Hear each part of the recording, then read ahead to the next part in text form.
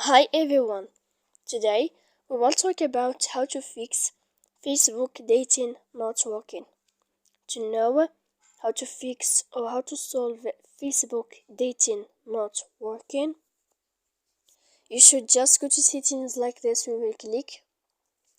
After that, in this page, you will go to apps, default apps, app settings. When you will see this list, you will go down to find the application of Facebook and you will enter. After that, in this page you will go to click force stop.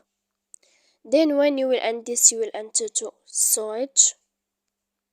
After that, in this page you will click clear cache, and then you will go to click clear data. And when you will end this, you can turn off your phone. So please don't forget to support us by like and subscribe. See you next time.